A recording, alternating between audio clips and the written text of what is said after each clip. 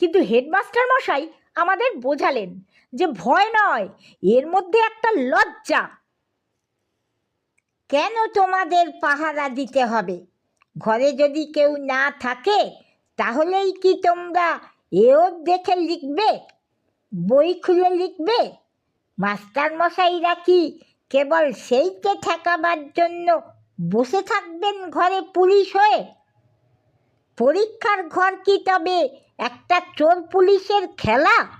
দেখো তো ভেবে, তোমাদের কি এইটুকুও বিশ্বাস করা যাবে না? শুধু সন্দেহই করতে হবে? এরকম করে ভাবিনি বটে আগে, কিন্তু এও তো সত্যি যে আমাদের মধ্যে কেউ কেউ নানা রকম ফন্দি করেই পরীক্ষা দিতে চাইতো।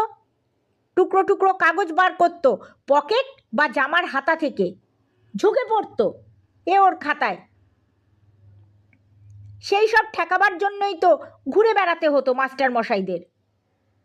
হেডমাস্টার মশাই বললেন, তাই ঠিক করেছি যে তোমাদের পরীক্ষার ঘরে পাহারার জন্য পাঠাবো না আর কাউকে। খাতা আর প্রশ্নপত্র দিয়ে চলে যাবেন মাস্টার মশাই। ঘরের দরজা বন্ধ করে নিজেরাই লিখবে তোমরা। লেখা শেষ হলে জমা দিয়ে যাবে খাতা। বিহল একটি ছেলে বলে উঠল হঠাৎ, কিন্তু কেউ যদি নকল করে সত্যি সত্যি? কেন করবে? আর যদি বা করে, তাকে কি ভয় দেখিয়ে ঠেকাতে হবে? যদি ধরো তোমাদের ভার তোমাদেরই ওপর ছেড়ে দিতে চাই, নেবে না সে ভার? কাজটা যে ভালো নয় এটা যদি তোমরা বুঝতে পারো, সে কাজ নিশ্চয়ই নিজে থেকেই বন্ধ করবে তোমরা। আর ভালো নয় বুঝেও কাজটা যদি করে কেউ, তাহলে সেটা করবে।